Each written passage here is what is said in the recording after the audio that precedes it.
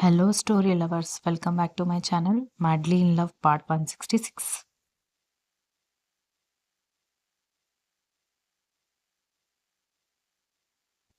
అయితే ఇప్పుడు మీరేమంటారు అని దక్ష అడిగేసరికి, నువ్వన్న మాటకి నేను కట్టుబడి ఉన్నాను కాబట్టి నేనేం చేసినా నువ్వు ఆర్గ్యూ చేయకు, అసలు నీకు క్వశ్చన్ చేసే రైట్ కూడా లేదు అనగానే, అంటే మీ గురించి నన్ను పట్టించుకోవద్దు అంటారా? కనీసం మీరు ఎలా ఉన్నారు అని అడిగితే సమాధానం చెప్పే అంత ఓపిక కూడా లేదా మీకు? సమాధానాన్ని వినే అంత అర్హత నాకు లేదా అని అడిగింది.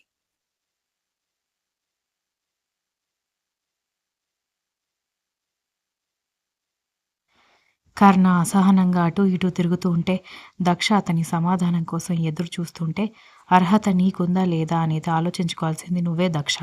కానీ నువ్వన్నట్టు సమాధానం చెప్పే ఓపిక నాకైతే లేదు అని చెప్పి అతను వెళ్ళిపోవడంతో దక్ష ఆశ్చర్యపోయింది.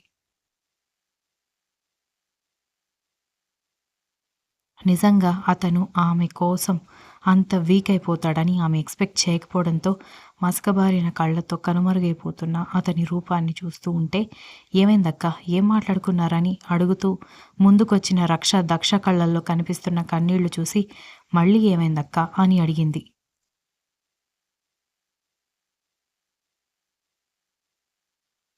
"ఏమీ లేదు. అందరూ ఎక్కడున్నారు?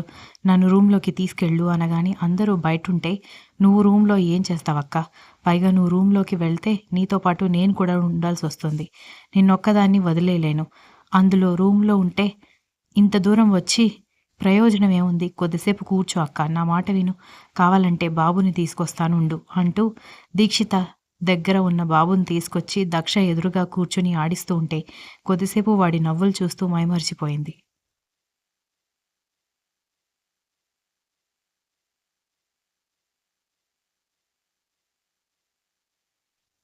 ఆ రోజు సాయంత్రం ఎవరికి వాళ్ళు మౌనంగా ఉంటే, కర్ణ, విరాట్ ఇద్దరికీ ఫుడ్ ఇచ్చి, మళ్ళీ మెడిసిన్స్ వేసి జాగ్రత్తగా పడుకోండి. రాత్రికి మళ్ళీ ఏమైనా టెంపరేచర్ పెరిగినట్టుగా అనిపిస్తే నాకు ఫోన్ చేయడానికి ఆలోచించొద్దు అని జాగ్రత్తలు చెప్పి వెళ్ళిపోయింది దీక్షిత.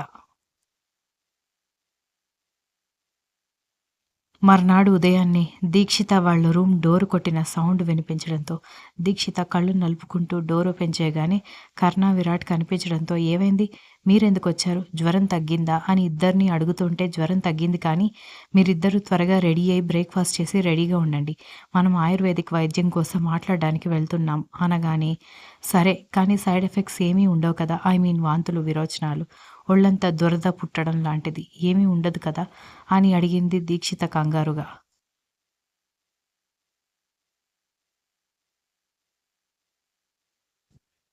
అదంతా ఏమీ ఉండదు. ఇక్కడ ప్యూర్‌గా ఆకులతోనే వైద్యం చేస్తారు కాబట్టి దురద లాంటివి, సైడ్ ఎఫెక్ట్స్ లాంటివి ఏమీ ఉండవు.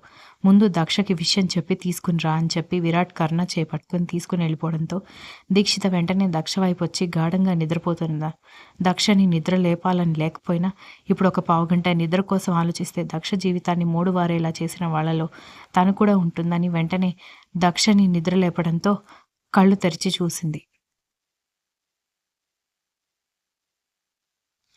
హెర్బల్ ట్రీట్మెంట్ కోసం వెళ్ళాలి. స్నానం చేపిస్తాను.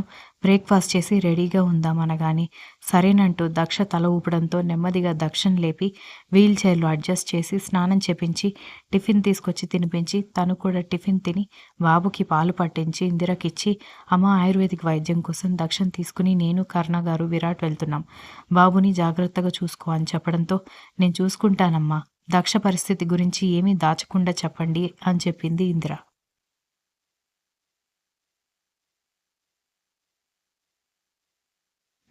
"అదంతా మేం చూసుకుంటాంలే అమ్మా, నువ్వేం భయపడకు" అని చెప్పి దక్ష వీల్ చైర్ తోసుకుంటూ దీక్షిత బయటికి వెళ్ళగానే కర్ణ, విరాట్ వెయిట్ చేస్తూ కనిపించారు.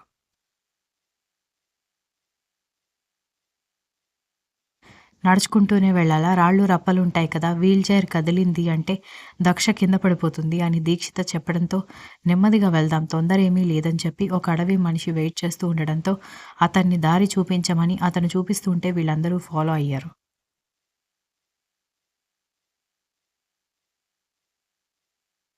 వైద్యం చాలా బావుంటుంది బాబు. ఖచ్చితంగా అమ్మాయి గారికి తగ్గుతుందని కేరళ భాషలో ఏదో చెబుతూ ఉంటే వీళ్ళు వింటూ మౌనంగా నడుస్తున్నారు.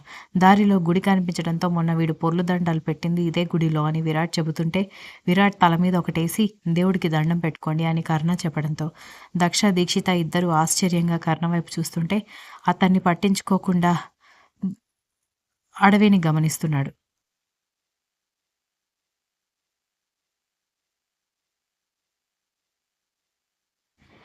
దీక్షిత, దక్ష 2 చేతులు పట్టుకొని అమ్మవారి ముందు జోడించి, తర్వాత తను కూడా దండం పెట్టుకొని, "నా చెల్లెలికి బాగైపోయి, ఇదివరకులాగా హాయిగా ఉండాలి.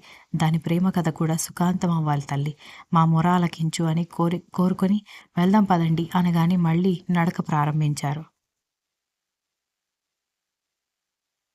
దాదాపు గంట నడిచిన తర్వాత ఒక ప్రాంతానికి వెళ్లారు. పెద్ద బోర్డుతో ఆయుర్వేదికాలయం అని రాసి ఉండి లోపల చాలామంది పేషెంట్స్ రకరకాల ట్రీట్మెంట్స్ తీసుకుంటే మరికొంతమంది వాకింగ్ చేస్తూ, ఇంకొంతమంది యోగా చేస్తూ కనిపించడంతో బాగా చదువుకున్న వాళ్ళే ఉన్నారని అర్థం కావడంతో లోపలికి వెళ్ళాక ఆ అడవి మనిషి వీళ్ళని రిసెప్షన్‌లో పరిచయం చేసి "వాళ్ళు మిమ్మల్ని చూసుకుంటారు సార్" అని వెళ్ళిపోవడంతో కర్ణ, విరాట్ కొన్ని పర్టిక్యులర్స్ మాట్లాడి ఫార్మ్ ఫిలప్ చేయడంతో దక్షను తీసుకుని లోపలికెళ్లారు.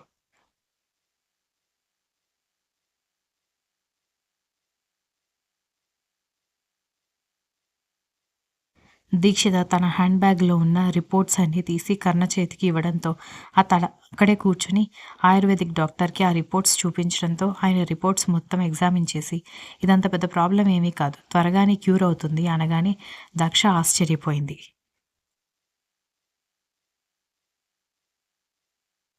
ట్రీట్మెంట్ మొత్తం కంప్లీట్ అవ్వడానికి 2, 3 గంటలు పడుతుంది. ఈలోపు మీరు రిసార్ట్‌కి వెళ్లి రావచ్చు అని అక్కడే ఉన్న ఒక లేడీ నర్స్ చెప్పడంతో ఇట్స్ ఓకే.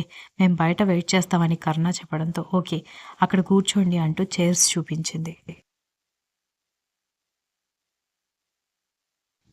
కర్ణ, విరాట్, దీక్షిత వెళ్లి ఆ చైర్స్‌లో కూర్చోవడంతో దీక్షిత ఇందిరకి ఫోన్ చేసి "బాబు ఏడుస్తున్నాడా అమ్మా?" అని అడగడంతో "లేదమ్మా" అని చెప్పడంతో "ఒకవేళ ఏడిస్తే నీ హ్యాండ్ బ్యాగ్‌లో పాల డబ్బా పెట్టాను తాగించండి.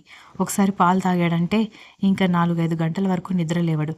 ఈలోపు మేము వచ్చేస్తాం. ట్రీట్మెంట్ 3 అవర్స్‌లో అయిపోతుందంట" అని చెప్పడంతో "సరే అమ్మా" అని చెప్పి ఫోన్ కట్ చేసింది ఇందిర.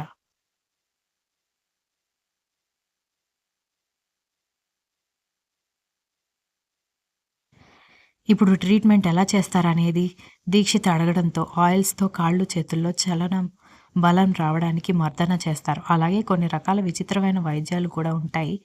వాటి పేర్లు కూడా మనకి రాదు. కానీ చాలా వరకు ఇక్కడ మంచి రిజల్ట్ ఉంటుందని విన్నాను అన్నాడు విరాట్.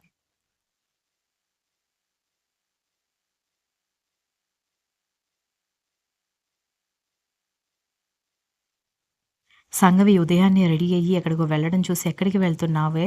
అని శాంభవి అడగడంతో "గుడికి వెళ్తున్నా" అనగానే "ఏంటి నువ్వు గుడికి వెళ్తున్నావా?" అని ఆశ్చర్యంగా అడిగింది శాంభవి.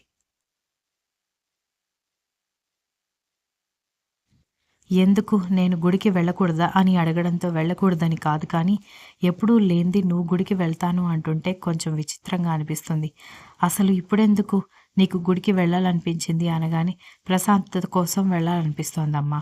ఎందుకు ఇన్ని ప్రశ్నలు అడుగుతున్నావు అని అసహనంగా వెళ్ళిపోయింది సంగవి.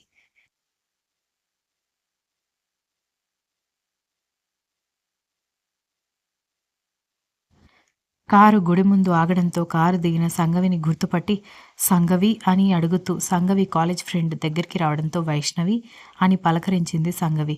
"నువ్విక్కడేం చేస్తున్నావు?" అని వైష్ణవి ఆశ్చర్యంగా అడిగేసరికి "గుడికొచ్చాను" అనగానే "నువ్వు గుడికొచ్చావా? ఇదెక్కడి ఆశ్చర్యం? పార్టీలేమైపోయాయి?" అని అడగడంతో సంగవి కోపంగా చూసేసరికి అలా కోపంగా చూడకే డౌటొచ్చి అడిగాను అనగానే సంగవి కోపంగా గుడిలోకి వెళ్ళిపోవడంతో వైష్ణవి ఆశ్చర్యంగా చూస్తూ స్కూటీ స్టార్ట్ చేసుకొని ఎళ్ళిపోయింది.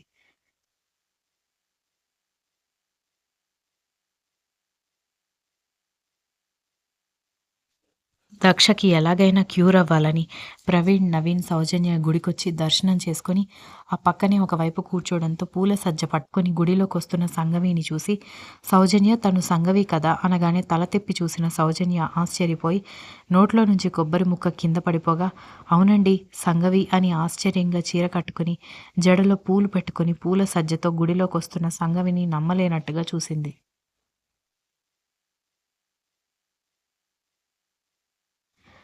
అన్నయ్య, వదిన మాటలు విన్న నవీన్ కూడా తల తిప్పి చూసేసరికి సంగవి గర్భగుడి దగ్గరికి వెళ్ళిపోతూ కనిపించడంతో అతను కూడా ఆశ్చర్యంగా చూస్తూ ఉంటేనే అర్చన చేయించండి పూజారి గారు అనగానే ఎవరి పేరు మీద అర్చన చేయించాలి అని పూజారి గారు అడగడంతో నా భర్త పేరు మీద చేయించండి అని అంది.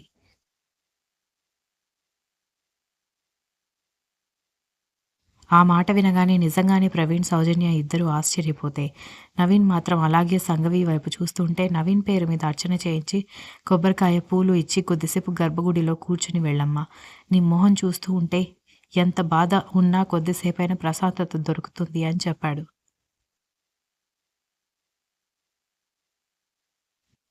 అలాగే పూజారి గారు అంటూ అక్కడే కూర్చుని ఏదో ఆలోచిస్తున్న సంగవి వీళ్ళ ముగ్గురిని గమనించకపోవడంతో నవీన్ లేచి నిలబడి నాకు ఆఫీస్కి టైం అవుతుంది అన్నయ్య, మీరు వస్తారా, నన్ను వెళ్ళిపోమ్మంటారా అనగాని అదేంట్రా, సంగవిని చూసి తనలో మార్పు తెలుస్తున్నా కూడా నువ్విలా ఏమీ అర్థం కానట్టుగా ప్రవర్తిస్తున్నావు అన్నాడు ప్రవీణ్.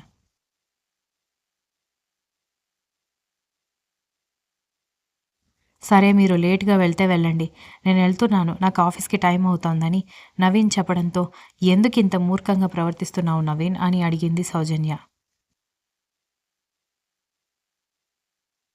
నాకు కూడా కళ్ళు, చెవులు ఉన్నాయి వదినా. మార్పు, మనుషుల మాటల్లో తేడా నేను కూడా గమనించగలను. కానీ అది నిజమా కాదా అని నమ్మాలి అంటే కొంచెం టైం పడుతుందంటూ వెళ్ళిపోయాడు.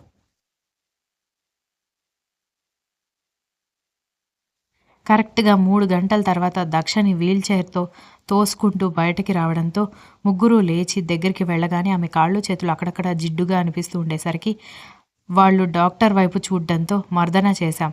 ఇలా ఒక 4, 5 రోజులు చేస్తే ఫిజియోథెరపీ లాగా ఉంటుంది. ఆ తర్వాత వేరే వైద్యులు ఉన్నాయి. కానీ కొన్ని రోజులకి కొన్ని గుళికలు కూడా ఇస్తాము. అవన్నీ వాడితే అమ్మాయి ఆరోగ్యం కుదుట పడుతుంది అని చెప్పారు. సరే డాక్టర్ అని చెప్పి అందరూ బయలుదేరొచ్చారు. Continues. If you like this story please like, share, comment and don't forget to subscribe.